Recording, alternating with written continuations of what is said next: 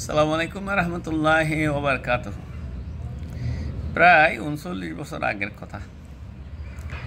তখন ছিলাম শেখ সাহেব ভক্ত এক ছাত্র ছিলাম, ছাত্রলীগের গূঢ় সমর্থক ছিলাম।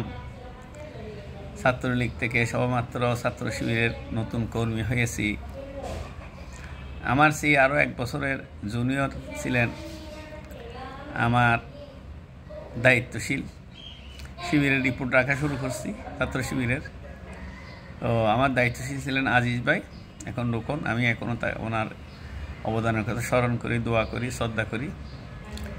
ওই শিবিরের এক এক কর্মকাণ্ড দেখে আসলে বিস্মিত হচ্ছিলাম, অবাক হচ্ছিলাম। প্রথম অবাক হলাম যে প্রোগ্রামে গেলাম, বলা যে মাসে মাসে কিছু ইয়ান দিতে হবে, মানে টাকা দিতে হবে সংগঠনের জন্য, আল্লাহর রাস্তায় খরচ করতে হবে। তখন অবাক হয়ে গেলাম, কিন্তু প্রোগ্রামও আসবো, সংগঠনও করবো, আবার টাকাও দিব, এটা কেমন কথা। যাই হোক, এরপরে আবার বললো যে ফজরের নামাজ সহ কোনো নামাজ কাজা করা যাবে না। বললাম যে ফজরের নামাজ তো আমি ইচ্ছে করে কাজা করি না, উঠতে পারি না, আল্লাহ মাফ করবে। এটা বলতেন না, এটা ইচ্ছাকৃত কাজা। যে এটাও বুঝাই দিলেন, বলে যে আপনার যদি এখন এত টাকা বেতনের একটা চাকরি হয়, অফিস যদি সকাল ৬টা থেকে হয়, তাহলে কি আপনার একদিনও মিস হবে, আপনি পুরো উঠে যাবেন। তাহলে চাকরির চেয়ে কি নামাজটা কি আরও কম দামি হলো? তখন থেকে চেষ্টা করছি নামাজ কাজা দূর করার জন্য। এরপরে যেটা বলার জন্য ফোন করছি, এই ছাত্র শিবিরের সবচাইতে আকর্ষণীয় জামাতের এই প্রশিক্ষণমূলক প্রোগ্রাম, লিডারশিপ প্রোগ্রাম বলেন, অনেক প্রকারের প্রোগ্রাম আছে। সবচাইতে বেশি আকর্ষণীয় প্রোগ্রামগুলির মধ্যে একটা হচ্ছে যে সব্বেদারি বা রাত গুজারি। এটা হচ্ছে যে এই আমারও বলে যে আজকে পতেঙ্গার রিফাইনারি কলোনি মসজিদে ছাত্র শিবিরের সব্বেদারি প্রোগ্রাম হবে। আমি বললাম যে এটা কীরকম?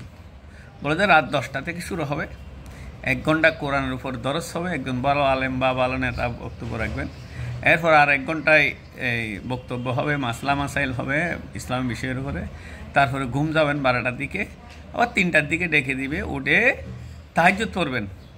রাজদারটা সে তাহাজ্জুদ পড়ার পরে আবার একজন নেতা, বড় নেতা এখানে একদম গভীর রাতে একটা হেদায়েতে বক্তব্য দিবেন। এরপর লাইট টাইট নিবে দিয়া আল্লাহর কাছে এমন এক মোনাজাত করবে, কান্নাকাটি করবে আল্লাহর কাছে। এরকম একটা প্রোগ্রাম। তারপর ফজর নামাজের আগেই প্রোগ্রাম শেষ। তারপর ফজর নামাজ ওইখানেও পড়া যায়, এসে বাড়ির এলাকার মসজিদেও পড়া যায়। তো এরকম শোনার পরে আমি বসে রইলাম একটা চাদর নিয়ে। প্রচণ্ড বৃষ্টি, রাস্তার পাশে আমার বাংলো ছিল, পড়তাম ওইখানে।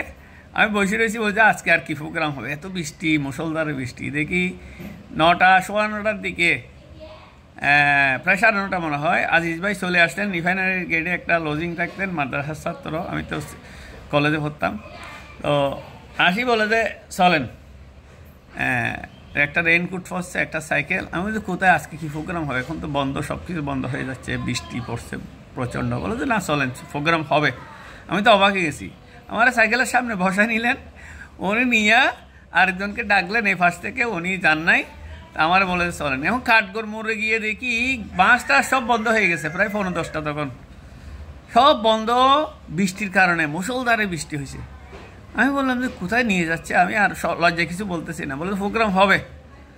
আমি যে ভাই গাড়ি টাড়ি সব বন্ধ হয়ে গেছে, আচ্ছা ঠিক আছে চলেন। গেলাম রিফাইনারি কলোনি মসজিদে। রিফাইনারি কলোনি মসজিদে গিয়ে দেখি প্রায় 60-70 জন পতেঙ্গার ছেলে, নাদুস নুদুস চেহারা, সবাই অজু করতেছে। ছাত্ররা, আমাদের ফার্স্ট বয় রেজা ভাই, তারপরে ফরিদ ভাই ছিলেন। আমরা তো 6-7-এর এদিকে ছিল রোল নম্বর, 6, 7, 8, 10-এর এদিকে। এখন ভালো ভালো ছাত্রগুলো এখানে সবাই অজু করতেছে, হাসি খুশি প্রোগ্রামের জন্য। সারা দুনিয়া বন্ধ হয়ে গেছে, সারা বাংলাদেশ বন্ধ হয়ে গেছে বৃষ্টির কারণে। এখন এরা প্রোগ্রাম করবে। আমি এটা দেখেই বলছি যে এরা পারবে বাংলাদেশে কিছু ঘটাইতে। সবাই করে চলে গেছে, এরা প্রোগ্রাম করার জন্য মসজিদ আছে। আচ্ছা, সেই থেকে এর উপরে আমার আস্থা বাড়ি গেছে ছাত্র শিবিরের উপরে, এরা কিছু ঘটাইতে পারবে, বাংলাদেশে করতে পারবে। যাক, আজকে এটা দিলাম এই কারণে, এই প্রোগ্রামটা আজকে বাইতুর রহমান, ডেলপাড়া কেন্দ্রীয় বাইতুর রহমান জামে মসজিদে, যেটার ইসাক শাহ হাসান কমিটিতে, ওই মসজিদে আজকে রাত 10টায় সব্বেদারি প্রোগ্রাম হবে। আল্লাহ দিলে, আল্লাহ আমাকে নিলে আমিও যাব ইনশাআল্লাহ। আপনাদের সবার দাওয়াত রইল, যে কোনো মানুষ এখানে অংশগ্রহণ করতে পারেন। আসলে জীবনে তো অনেক কিছু করি, মাঝে মধ্যে একবার আল্লাহর কাছে তাহাজ্জুদ পড়তে পারলে হ্যাঁ, তাহাজ্জুদ পড়ার মানে এটা অভ্যাস করা, অভ্যাস করানোর জন্য। এটা অভ্যাস হয়ে গেলে আপনি ঘরে বউ বাচ্চা নিয়ে মাঝে মধ্যে একটু বিশেষবারে এক রাত এভাবে ইবাদত করলেন, আল্লাহর কাছে কাঁদলেন। আল্লাহর কাছে কান্নাকাটি করতে পারার পরে এমন ভালো লাগে, মানে বলার যায় না, এই তৃপ্তি আসলে বাসায় বোঝানো যাবে না। আসলে মালিককে যদি রাজি করানো যায় বহুত বড় ব্যাপার। আজকে সবাই ডেলফারা মসজিদে আসেন রাত 10টার আগে, সবাই দাওয়াত রইল। আসসালামু আলাইকুম রহমতুল্লাহি ওয়া বারাকাতুহু।